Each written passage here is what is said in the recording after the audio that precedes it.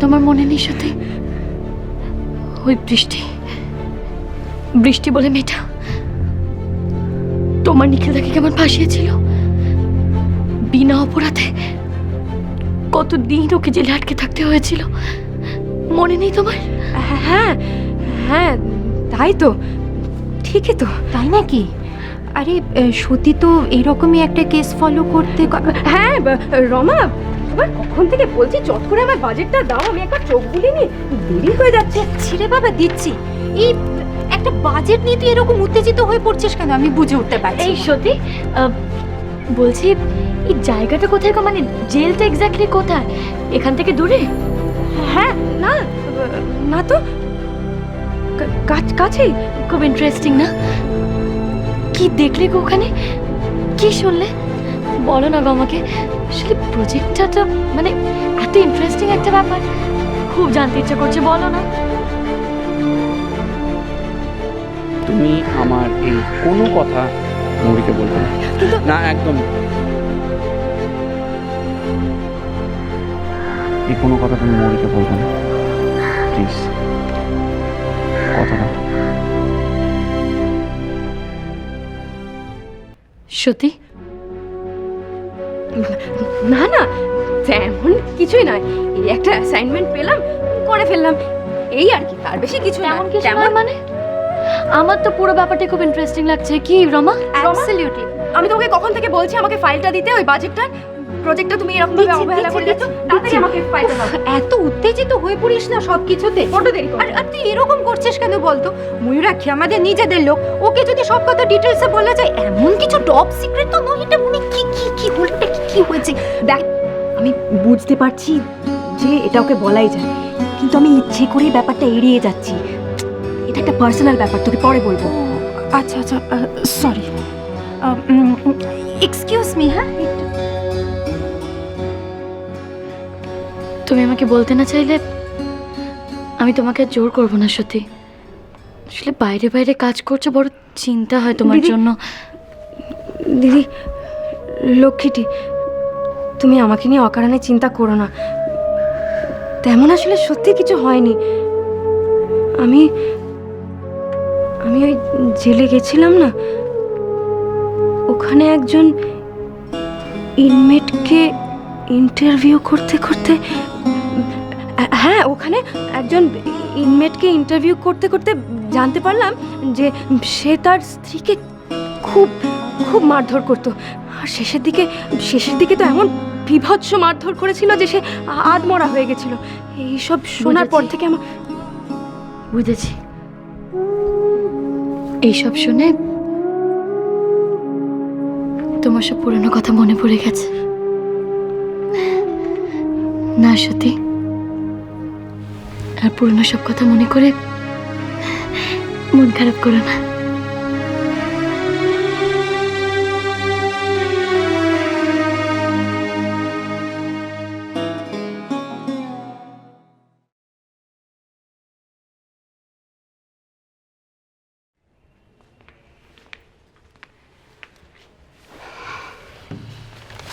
Coffee ঠান্ডা হয়ে যাচ্ছে। হ্যাঁ খাচ্ছি। মৌরি যে কাজে বেরিয়েছে আমি খুব খুশি মা।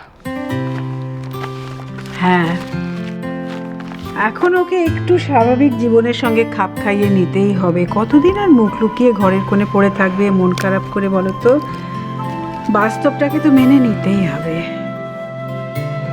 মা, মৌরি বাড়ি নেই, বৌদি এসেছে, ভালোই হয়েছে। বলছি মা, রক্তিমকে তোমার ভালো লাগেনি? কিন্তু দেখেছো রক্তিমকে দেখলেই মৌরি কিরকম শার্পলি রিয়াক্ট করছে। জানি শার্পলি রিয়াক্ট করছে, কারণ যে পরিস্থিতিতে ওদের প্রথম দেখা হয়েছিল, ইট ওয়াজ ভেরি আনফেভারেবল সিচুয়েশন। সত্যি তো, রক্তিম ভালো ছেলে। মা, হতে পারে রক্তিম ভালো ছেলে,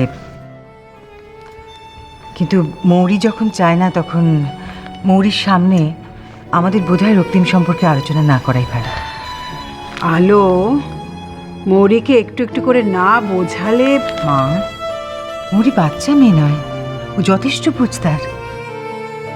নিখিলের শোকে ডুবে থাকলে মৌরি কোনো দিনও স্বাভাবিক জীবনে ফিরে আসতে পারবে না।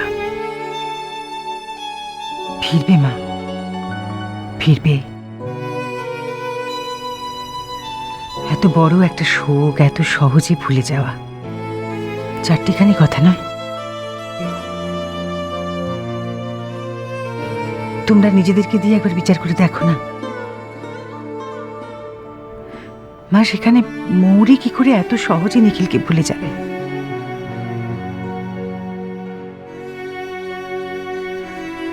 তাই আমার মনে হয় যে রক্তিমের এই হুট করে আনা প্রপোজালটা নিয়ে আমাদের বোধহয় বাড়িতে এত আলোচনা করা উচিত নয়। তুমি কিন্তু আমাদের ভুল বুঝছো আলো। আমরা কেউ কিন্তু মৌরিকে জোর করিনি। মা, মৌরি যেভাবে নিখিলকে ভালোবেসেছে, যেভাবে নিখিলের ভালোবাসা অর্জন করেছে, ওরা দুজনে একে অন্যকে যেভাবে মনে প্রাণে জড়িয়ে নিয়েছে, সেই জায়গাটা এত সহজে হুট করে কাউকে দেওয়া যায় না মা।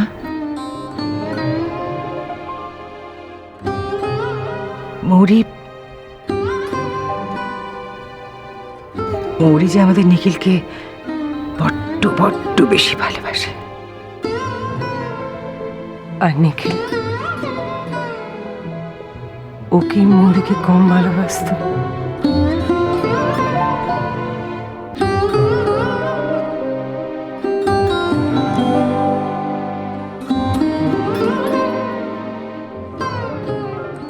তুমি রেডি হবে না মৌরি? নিখিল ফোন করেছিল, তোমাদের নাকি বেরোবার কথা। বেরোবোর আর কি, জোর করে আমাকে ডাক্তারখানায় নিয়ে যাচ্ছে। আমি বলছি আমি ঠিক আছি, তাও শুনছে না। কি হয়েছে কি তোমার? এদিকে। কিছুই নয় মা। মৌরি, এই তো আমি। এই তো বলো। তুমি রেডি তো? চলো চলো চলো, আমরা লেট হয়ে গেছি। গুড ইভিনিং মা। দেখো আমি কিন্তু ভালো একদম না, আমি কোনো তর্ক করতে চাই না, তোমাকে যেতে হবে ব্যাস। ঠিক আছে, তুমি যখন বলছো আমি যাব। কেউ যদি নিজের বউকে জোর করে অসুস্থ বানাতে চায় তাহলে তো আমার কিছু বলারই নেই। মানে? মা, আপনি আমাকে জিজ্ঞাসা করছিলেন না যে আমার কি হয়েছে? কিছুই না, দোষের মধ্যে এই যে আমি কাল রাতে একটু বলেছিলাম আমার পেটে ব্যথা করছে, ব্যাস। ও তাই বুঝি। আচ্ছা মা, তোমাকে জিজ্ঞেস করো তো, এই 7 দিন আগে ফুড পয়জনিংয়ে কে হলো নার্সিংহোমে গিয়ে ভর্তি ছিল? মা, I don't want to take any chances. আমি কিন্তু ওকে ডাক্তারের কাছে নিয়ে যাবো, আমি অ্যাপয়েন্টমেন্ট নিয়ে রেখেছি, ব্যাস। আমি বলে দাও ওকে। মা, ওকে বোঝান না আমি ভালো আছি তো। বলছি নিখিল নিখিল নিখিল নিখিল শোন শোন শোন নিখিল, ও যখন বলছে এখন ভালো আছে, ওকে ডাক্তারের কাছে নিয়ে যাও। তুমি কেন ওর কথা সায় দিচ্ছ? তুমি ওকে চেনো না? ও নিজের সব অসুবিধা সবসময় লুকিয়ে রাখে। আর মা, I don't want to take any risk, please. Okay বাবা। মৌরি, নিখিল বলছে যাও ঘুরে এসো। মা, শুধু শুধু যাওয়ার কি কোনো মানে হয়? কি মা? আমি ঠিক আছে, আমি ভালো লাগছে না, আমি তোমাদের ঝগড়ার মধ্যে থাকতে চাই না। সেটাই ভালো। সরি। ওকে। এটা না না, কি তুমি এবার আমি চলে যাচ্ছি, আমি যাবো না। শোনো, তুমি যদি আবার যদি না করো না, আমি কিন্তু এবার তোমাকে চ্যাংদোলা করে নিয়ে যাবো। কি হচ্ছে কি? মা যদি এসে পড়ে, বাড়িতে সবাই আছে, গুঞ্জা।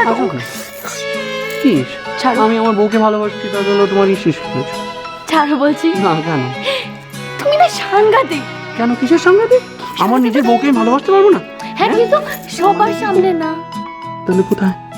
তাড়াতাড়ি রেডি হয়ে না, আমাদের ডাক্তার কাছে যেতে হবে।